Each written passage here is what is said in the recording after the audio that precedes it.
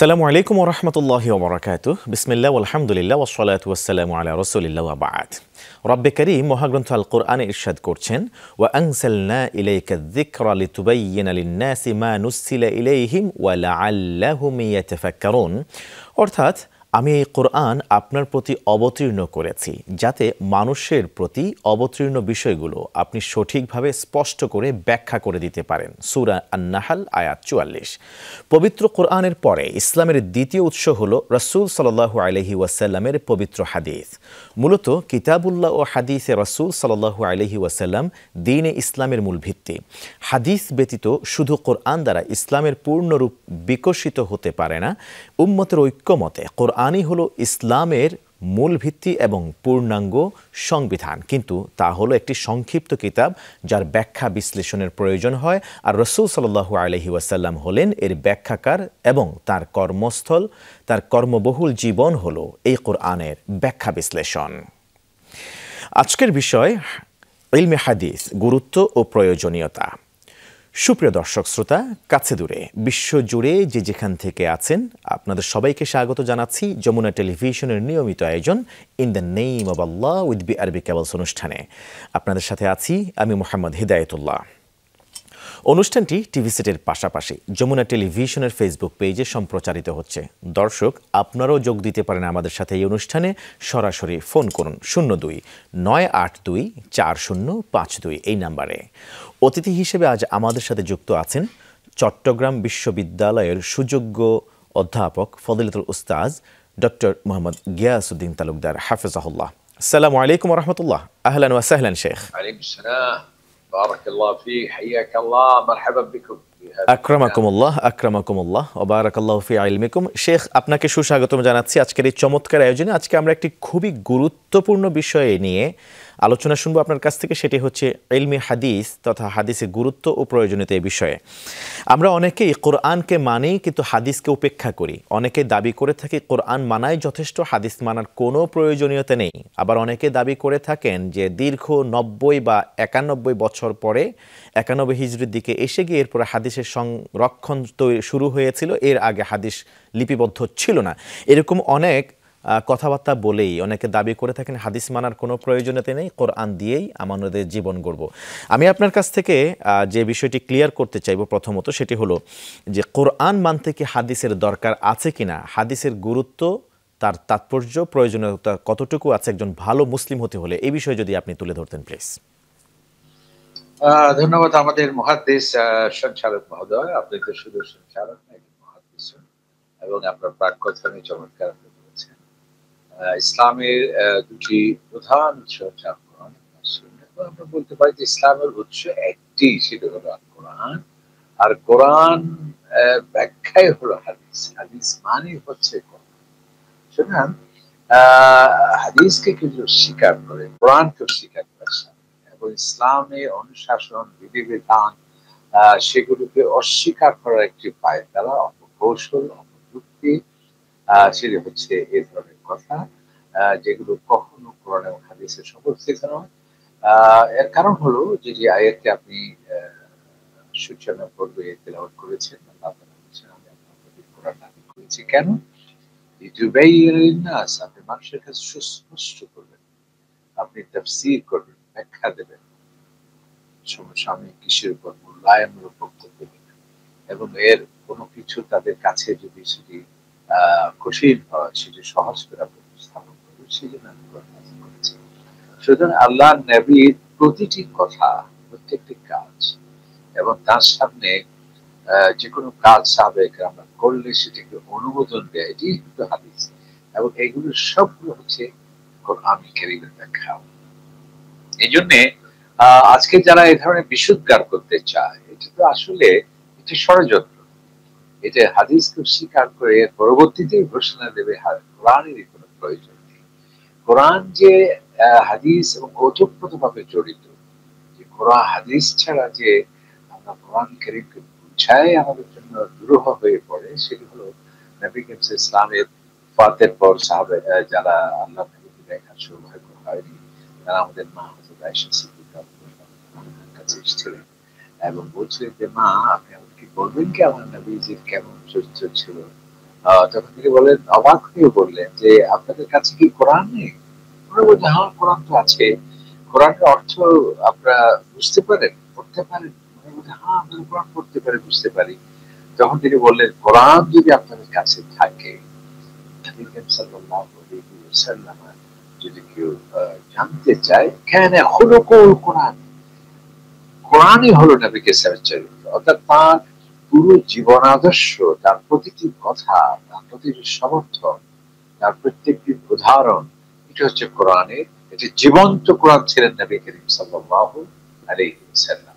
এই জন্য আল্লাহ তাআলা, এটি কোনো আমাদের কথা নয় বা কোনো মুহাদ্দিসের সায়েন্সের শব্দে হাদিস বলে কোনো বিধিবিধান তারাই রচনা করেছে তেমনটি না।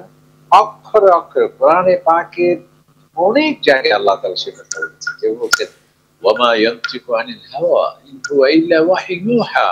আমার নবী তো তিনি নফসকে অনুসরণ করে মন মস্তিষ্ক প্রসূত কোনো কথা বলেন। আমি যা প্রত্যাদেশ পাঠাই, মেসেজ দেই, ওহী পাঠাই, এর আলোকেই তিনি বক্তব্য। চমৎকার, আপনি চমৎকার বলছিলেন শেখ। খুবই চমৎকার আলোচনা শুনছিলাম। আল্লাহ তাআলা বিশ্বনবী সাল্লাল্লাহু আলাইহি ওয়াসাল্লামের এই কথাগুলোকে তিনি তার প্রত্যাদেশ হিসেবে তিনি কোরআনে ডিক্লেয়ার করেছেন। জাযাকুমুল্লাহ খাইরান শেখ। আমরা চমৎকার এই আলোচনায় ফিরবো ইনশাআল্লাহ তাআলা, আমার বিরতি থেকে ফিরে এসে ইনশাআল্লাহ তাআলা। যে আপনি বলছিলেন যে হাদিস কতটুকু গুরুত্বপূর্ণ, মূলত কোরআনের ব্যাখ্যা গ্রন্থই হলো হাদিস। আপনার কাছ থেকে যে বিষয়টা আরও একটু ক্লিয়ার হতে চাই, সেটা হলো যারা দাবি করে থাকেন, হাদিসকে অস্বীকার করে থাকেন, শুধু কোরআন মানেন, কোরআনে তো ইন্ডিকেশনগুলি উল্লেখ করা আছে, নির্দেশ দেওয়া আছে, কিন্তু সেগুলি কিভাবে বাস্তবায়ন করবে, যেমন সালাতের কথা, জাকাতের কথা, হজের কথা ইত্যাকার অন্যান্য বিষয়গুলি আমরা কিভাবে পালন করব যদি আমরা হাদিসকে অস্বীকার করে থাকি, এই বিষয়টা যদি একটু ক্লিয়ার করতেন প্লিজ। জি, ধন্যবাদ। চমৎকার একটি কথা বলেছেন। নিশ্চয়ই আমাদের কোরআন মানতে হবে, এবং এই কোরআনেরই অংশ হলো কোরআনের ব্যাখ্যা বা তাফসীর হচ্ছে হাদিস। এর মধ্যে কোনো পার্থক্য করার কোনো কিছু নেই। আর আপনি যেটি বললেন চমৎকার ভাবে বলেছেন, যেমন কোরআন কারীমে আল্লাহ তাআলা নামাজ পড়তে বলেছেন, কিন্তু ফজরের নামাজ, জোহর, আসর, মাগরিব, এশা, এই যে নামের শিরোনাম, এবং ফজরের নামাজ কয় রাকাত হবে, ফরজ কত, সুন্নাহ, ওয়াজিব, এবং নামাজের ফরজ কি, ওয়াজিব কি, জিনিসগুলো তো জানতে হবে। এগুলো তো কোরআন কারীমের মধ্যে নেই। নবী সাল্লাল্লাহু ব্যাখ্যা দিয়েছেন। এরপর আমাদের যাকাত ইসলামের অত্যন্ত গুরুত্বপূর্ণ একটি স্তম্ভ। এখন রৌপ্যে যাকাতের হার কত হবে, স্বর্ণে কত হবে, আমাদের নগদ টাকায় কত হবে, শেয়ারে হবে কিনা, এরপর হচ্ছে কৃষি সম্পদ, বনজ সম্পদ, খনিজ সম্পদ, এর পুঙ্খানুপুঙ্খ ব্যাখ্যা আসছে হাদিসে, সেটা আমাদের জানা লাগবে। এবার যেমন হজ ফরজ, যে হজ আল্লাহ তাআলা বলছেন তোমরা হজ অবশ্যই করতে হবে, কিন্তু সেই হজের বিধিবিধান কি হবে, মিনা, মুজদালিফা, আরাফায় যে আমাদের যাওয়া লাগবে, এরপর ফরজ কি, ওয়াজিব কি, সেই জিনিসগুলো আল্লাহ তাআলা ওযু করতে বলেছেন, ওযুর বিধিবিধান কি হবে। আল্লাহ তাআলা অনেক দণ্ডবিধি দিয়েছেন, দণ্ডবিধি, চুরি করলে এই শাস্তি, কেউ যদি মদ্যপান করে এই শাস্তি, কিন্তু এই শাস্তিগুলো ক্রাইটেরিয়া কি হবে, এগুলো সবগুলো আসছে হাদিসে। সেজন্য আল্লাহ তাআলা বলছেন কোরআন কারীমে, ওমা আতাকুমুর রাসূল ফাখুযুহু, আমার নবী যা নির্দেশ করবেন তা তোমাদের মানতে হবে। ওমা নাহাকুম আনহু ফান্তাহু, আমার নবী যা নিষেধ করবেন তা তোমাদের বর্জন করতে হবে। এমনকি হাদিস যে মানতেই হবে, আল্লাহ রাসূলের ব্যাখ্যা এবং আল্লাহ রাসূলের কোন চূড়ান্ত ফয়সালাকে কেউ যদি অস্বীকার করে বা মানলো কিন্তু মন দিয়ে মানলো না, সেও মুমিন হতে পারে না। আল্লাহ তাআলা কোরআনে সে বলেছেন, ফালা ওয়া রাব্বিক, আপনার প্রভুর নামে কসম করে আমি বলছি, লা ইউমিনুন, সে ঈমানদারই হতে পারে না।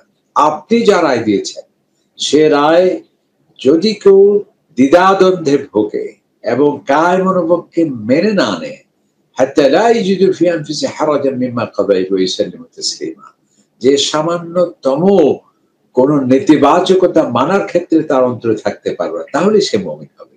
তাহলে দেখুন এই যে হাদিস কত গুরুত্বপূর্ণ।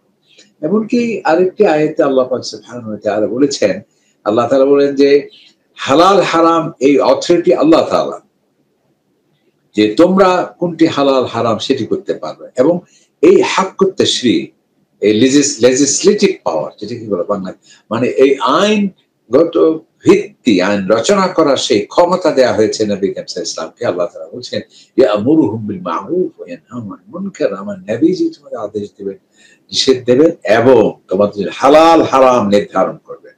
এর মানেটা কি? এর মানে হলো হাদিস অবশ্যই আমাদের মানতে হবে। আরেকটি হাদিসে সর্বশেষ নবী কারীমের শ্রেষ্ঠ ভাষণ কে কে বলে থাকে না যে হাজার বছরের হাজার বছর কেন বক্তৃতার ইতিহাসে সবার ঊর্ধ্বে শ্রেষ্ঠ বক্তৃতা হলেন বিশ্বনবী মুহাম্মদ রাসূলুল্লাহ সাল্লাল্লাহু আলাইহি ওয়াসাল্লামের সেই বিদায় হজের ভাষণ। সেটি শেষ করেছিলেন তিনি এভাবে, যারা হাদিসকে স্বীকার করবে তাদের জন্যই যেন আল্লাহর নবী বলে গিয়েছেন 1400 বছর আগে, আমি চলে যাচ্ছি তবে তোমাদের টেনশনের কোনো কারণ নেই, দুটি জিনিস রেখে যাচ্ছি তোমাদের কাছে, কিতাব আল্লাহ, আল্লাহর কিতাব, ও সুন্নাত রাসূল, অথবা সুন্নতি, আমার সুন্নাহ। এই দুটি জিনিসকে যদি তোমরা আঁকড়ে ধরে রাখো, লান তাদিল্লু মা ইন তামাসসাকতুম বিহিমা, তাহলে তোমাদের পথভ্রষ্ট হওয়ার কোনো কারণ নেই। সুতরাং এই কোরআন এবং সুন্নাহ আমাদের মানতে হবে। আর যেটা আপনি যেটি বলেছেন, কোরআন যেমন সংরক্ষিত, দেখুন আল্লাহর রাসূলের হাদিস যে আমাদের মানতে হবে, আরেকটি বড় একটা বুদ্ধিভিত্তিক দলিল হলো যে হাদিস কে কে বলছে যে 90 বছর পর 100 বছর পর লেখা হয়েছে, 1000 বছর পরে লেখা হোক না, এরপরও দেখুন যে আমার নবীজি কিভাবে খিলাল করেছেন সেটি আছে লিখিত। তিনি জুতো পরার ক্ষেত্রে কি সংস্কৃতি ছিল, তার যে স্মার্ট ড্রেসের ক্ষেত্রে সেটি কি ছিল, অথচ মাত্র 40 বছর আগে আমাদের স্বাধীনতার ইশতেহার কে ছিল, কে ঘোষণা দিয়েছে, এ নিয়ে পর্যন্ত আমরা বিতর্কে পড়ে যাই, যদিও সেগুলো দিবালোকের মতো সত্য। অথচ 1500 বছর আগে যখন আমার নবীজির পোশাক কেমন ছিল, তার কয়টি চুল পেকেছে, তার কতটি দাড়ি মোবারক পেকেছে, সেটি পর্যন্ত আছে সেখানে সংরক্ষিত। তার মানে কি, তখন আর্কাইভ ছিল না, কোনো লেখক দল ছিল না, কোনো আধুনিক প্রযুক্তি ছিল না। এর মানে হলো মানবতার জন্য এটি অত্যন্ত দরকার বলে স্বয়ং আল্লাহ তাআলা সেটি সংরক্ষণ করেছেন। ইন্না নাহনু নাযালনা যিকর, আল্লাহ তাআলা, আমি কোরআন নাযিল করেছি, কোরআন সংরক্ষণের দায়িত্ব আমি নিয়েছি। সুতরাং এই কোরআনের সাথে ব্যাখ্যা হিসেবে হাদিস, সেটিও যেন সংরক্ষণের একটি বিষয় হাদিস থেকে, সেটা আমরা জানি, এবং সেই জন্যই হাজার হাজার লক্ষ লক্ষ হাদিস আমাদের কাছে আছে সংরক্ষিত। এটিও কিন্তু একটি বড় কথা। অনেক ধন্যবাদ জানাচ্ছি আপনাকে শেখ। চমৎকার করে কোরআন এবং সুন্নাহর উপরে আলোকপাত করে আপনি দারুণ আলোচনা করেছেন, জাযাকুমুল্লাহ খাইরান। আমাদের ক্লিয়ার হয়েছে যে আসলে হাদিস হলো কোরআনের সরাসরি ব্যাখ্যা গ্রন্থ, অতএব কোরআনকে যদি পরিপূর্ণভাবে মানতে হয় হাদিস মানার কোনো বিকল্প নাই। ইলমে হাদিসের প্রচার প্রসার কতটা জরুরি, আবশ্যক কিনা, আর প্রচারের কি কি মাধ্যমকে ব্যবহার করা উচিত বলে আপনি মনে করেন, প্লিজ।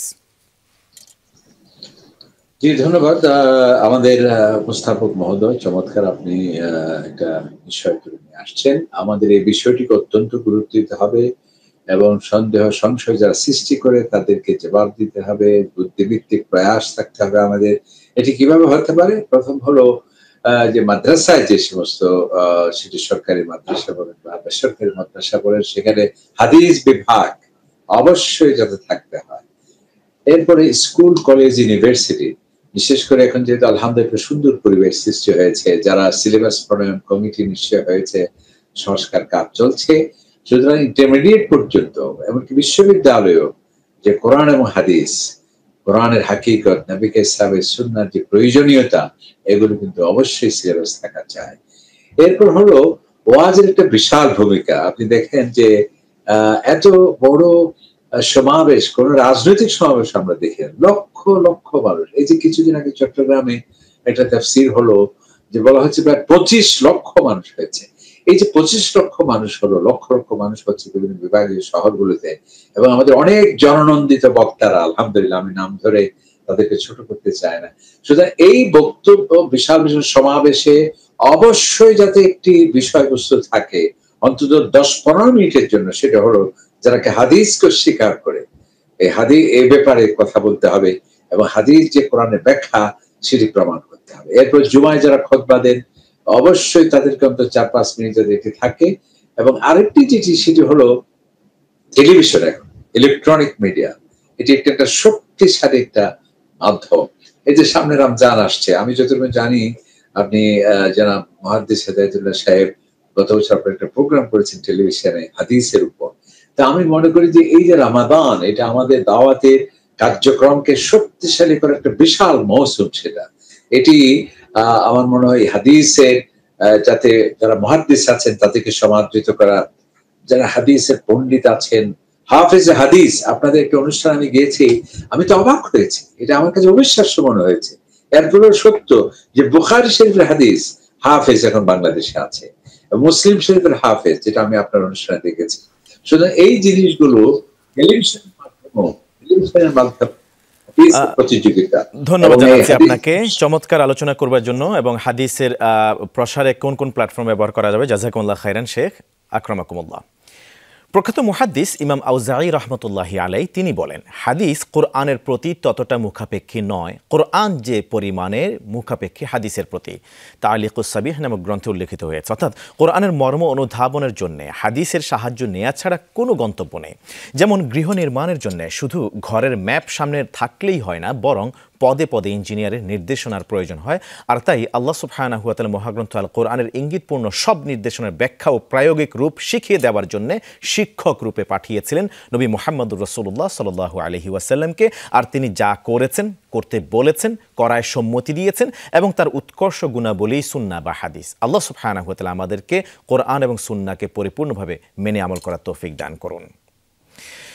আজ এই পর্যন্তই প্রিয় দর্শক শ্রোতা, in the name of Allah with BRB কেবলসের পরবর্তী পর্ব দেখার উদ্যত আহ্বান জানিয়ে আমি হিদায়াতুল্লাহ শেষ করছি। সুবহানাকাল্লাহুম্মা ওয়া বিহামদিকা আশহাদু আল্লা ইলাহা ইল্লা আনতা আস্তাগফিরুকা ওয়া আতুবু ইলাইক। ওয়াসসালামু আলাইকুম ওয়া রাহমাতুল্লাহি ওয়া বারাকাতুহু।